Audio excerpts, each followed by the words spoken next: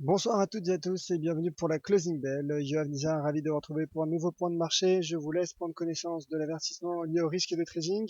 Négociation de marge sur le marché des devises via des produits CFD comportent un risque élevé et ne peut être recommandé à tout investisseur. FXM et des FX ne pourront en aucun cas être tenus responsables de pertes ou dommages occasionnés incluant sans restriction des pertes ou manque à gagner qui pourraient découler directement ou indirectement de l'utilisation de ces informations. Voilà donc pour l'avertissement lié au risque de trading. Bonsoir à vous tous qui venez de me rejoindre également sur le chat. Je vous rappelle que vous pouvez bien évidemment me faire part de vos analyses ou même de vos questions tout simplement sur ce même chat. Je serai ravi de vous y répondre. Alors aujourd'hui, séance volatile sur les marchés. Les risques chinois qui s'intensifient après la publication d'indicateurs macroéconomiques décevants la nuit dernière, et notamment des PMI composites et des PMI de services. Et ces statistiques chinoises font trembler les marchés, et le CAC 40 qui perdait dans les derniers échanges 1,31%, au même titre que le DAX qui perdait 1,12%. Wall Street est également en baisse. Le pétrole également en baisse malgré un fort déstockage, malgré la publication d'un fort déstockage aux États-Unis la, la semaine dernière, donc selon l'agence d'information et de l'énergie, l'information de l'énergie aux États-Unis. Et donc les marchés qui sont sous le joug, je dirais, donc des craintes sur le ralentissement chinois. Alors techniquement, le CAC 40, l'indice FTSE 40, donc, qui franchit des niveaux de support et qui surtout passe sous le seuil à 4500 points et qui teste, hein, comme vous voyez, qui ne parvient pas pour l'instant à casser le niveau à 4455 points, qui est un seuil, en tout cas un seuil d'inversion de polarité majeur à moyen terme, comme vous voyez donc sur ce graphique. Mais bien évidemment, le seuil à surveiller est celui à 4500 points que pour l'instant, le cours ne parvient pas à retrouver. Et donc, malgré les divergences haussières de RSI, de l'indicateur RSI qui apparaissait hier, finalement, les indices européens sont, se sont repliés aujourd'hui, tout simplement. Les indices européens, donc notamment le CAC, le DAX, se sont repliés, et comme je le disais, donc affectés par la Chine, et donc ce climat d'aversion pour le risque, et également par le cours du pétrole qui baisse, malgré des bonnes statistiques du côté des États-Unis. Wall Street d'ailleurs n'en profite pas, et Wall Street qui est baissier pour le moment, et l'indice Dow Jones qui perd tout juste 1% au moment où je vous parle. Voilà donc pour l'indice CAC 40, donc qui repart à la baisse et qui teste le seuil à 4500 points. Le DAX, hein, donc comme vous voyez, hein, qui n'est pas parvenu à rebondir malgré cette divergence haussière qui est apparue hier en unité de temps 4 heures sur l'indice allemand, et le cours qui atteint donc ce support à 10 120 points. En rebondissant, le cours ne parvient pas à franchir, ne parvient pas à clôturer sous ce niveau en données 4 heures, et le cours donc qui rebondit. Alors bien évidemment, hein, au vu de ce contexte, excusez-moi, d'aversion pour le risque, euh, les indices, hein, en tout cas il est risqué de prendre une position acheteuse sur les indices, bien évidemment. Les indices donc qui sont sous pression, les marchés actions sous pression. Et d'ailleurs certains poids lourds, hein, notamment pour le CAC 40, l'image de Total, sont pénalisés par la baisse des cours du pétrole. C'est la raison pour laquelle le cours baisse. Donc le DAX qui rebondit et qui ne parvient pas malgré sa baisse à passer sous le support à 10 120, mais la tendance, la dynamique de fond à court terme reste baissière, donc prudence sur les indices. La paire euro-dollar qui se stabilise, qui effectue un léger rebond technique aujourd'hui, rebond malgré un bon résultat de l'enquête ADP. Donc l'enquête ADP qui est la variation de l'emploi dans le secteur privé aux États-Unis, donc pour le mois de décembre, et qui est ressorti bien au-dessus du consensus, bien au-dessus des attentes, mais toutefois le dollar américain n'en profite pas.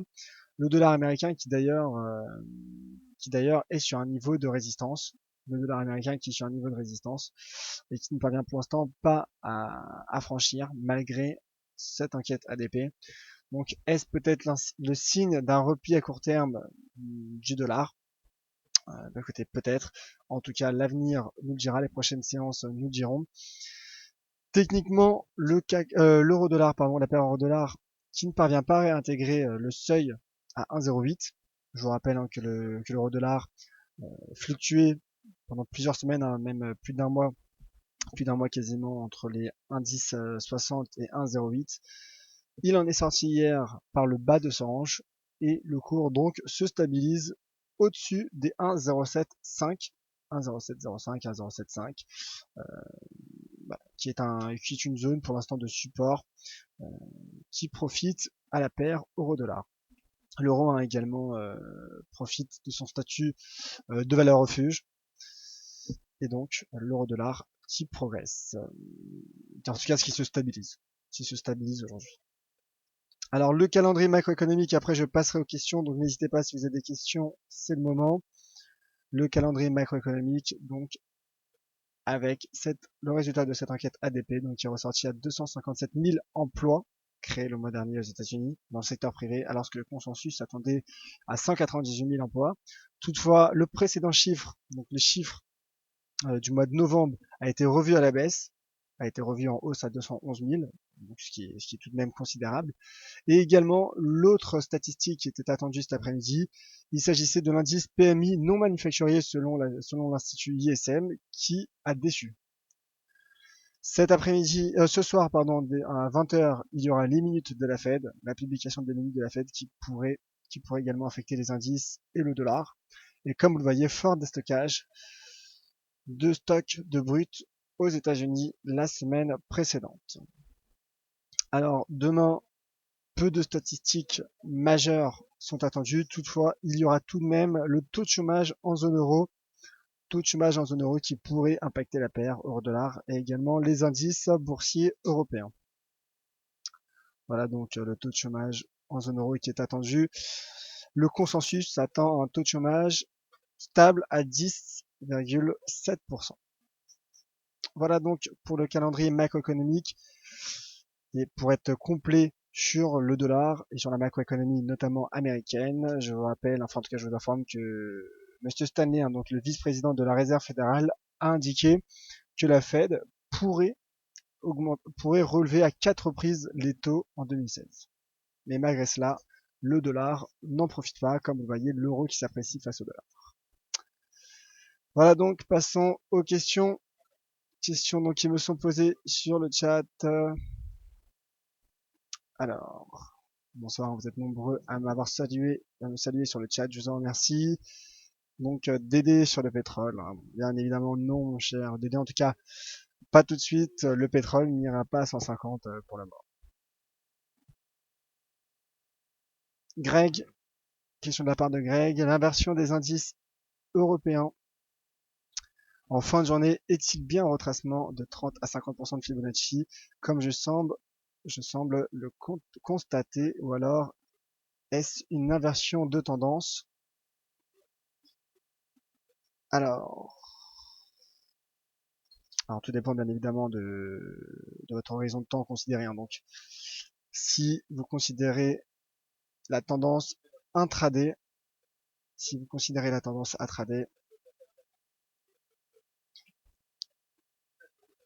donc le cours retrace pour le moment, voilà, 38,2%. En intraday, en effet, le cours effectue un retracement tout juste à 38,2% pour le cours du CAC 40.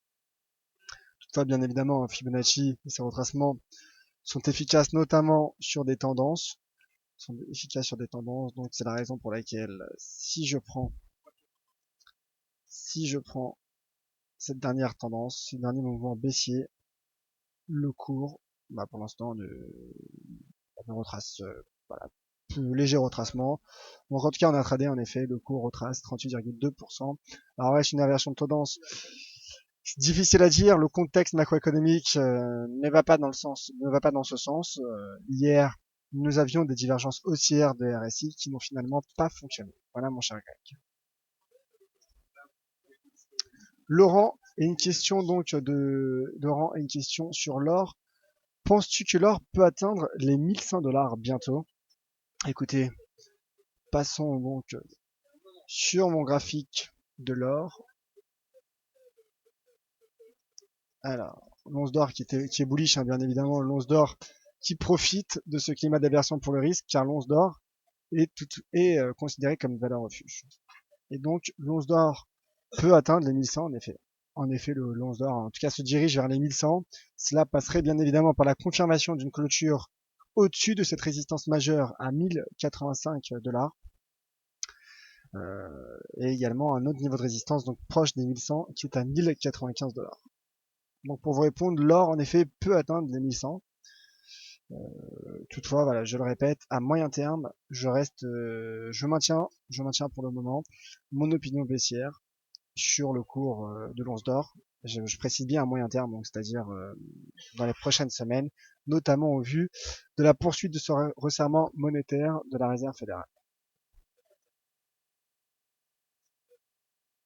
Alors, Spirit Trader justement, bah, voilà, Spirit Trader hein, qui donne son graphique de l'once d'or et qui répond de manière indirecte à Laurent, car Spirit Trader indique que le breakout sur l'or est en cours, direction 1100.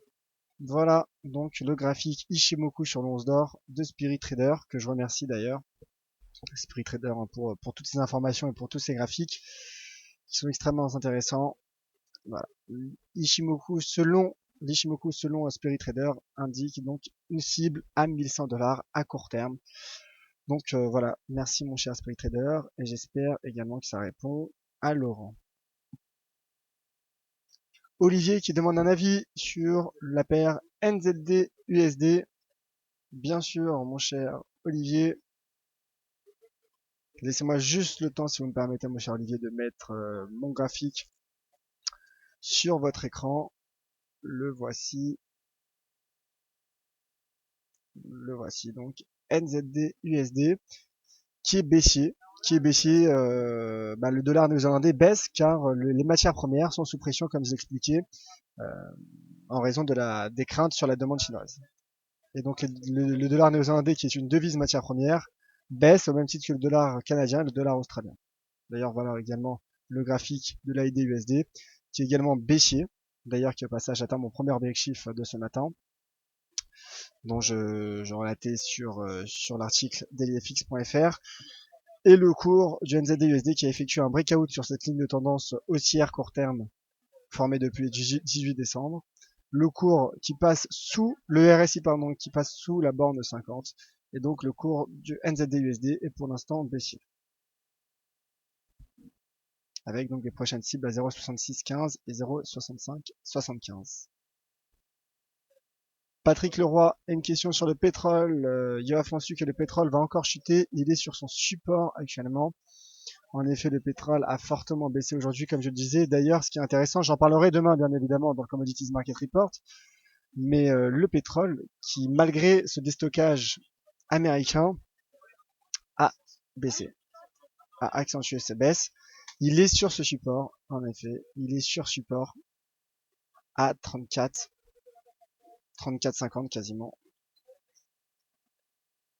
Le voici donc. 34,50, voilà. 34,50 qui est le niveau de support du WTI. Est-ce qu'il peut encore baisser? En tout cas, il peut atteindre ce niveau donc à 33, proche des 33,50.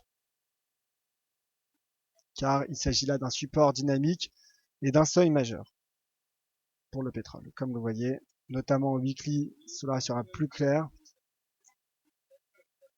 Voilà donc l'importance de ce support dynamique qui est représenté en vert sur mon graphique.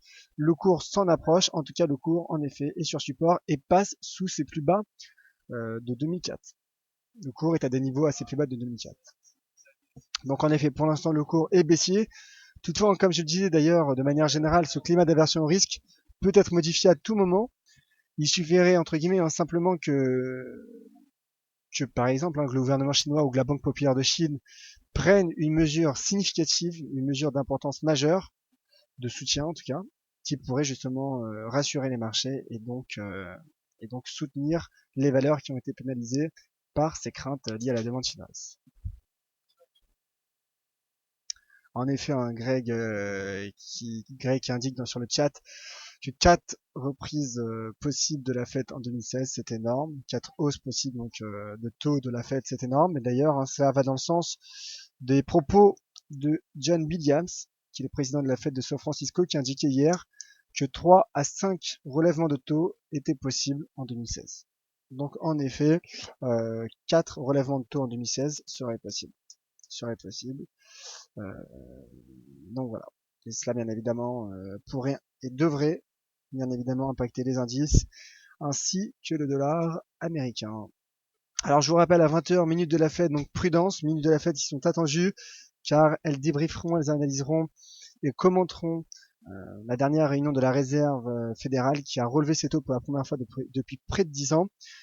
Restez présents dans cette salle de trading car à 18h, donc dans une dizaine de minutes, il y aura Pierre Jamet pour savoir comment définir son plan de trading grâce au money management, webinaire éducatif donc sur le money management avec Pierre Jamet d'FXCM. Quant à moi, vous me retrouverez demain à 10h30 pour analyser notamment ces résultats, hein, ces stocks de brut, ces stocks de brut selon l'agence d'information de l'énergie aux États-Unis. Et également l'once d'or qui est haussière, ainsi que les autres matières premières dans le Commodities Market Report de vive voix dans cette même salle de trading. Merci à vous tous, à demain, et je reste à votre disposition sur Twitter, @YouHaveNizar. Merci à vous tous, c'était YouHaveNizar pour DailyFX.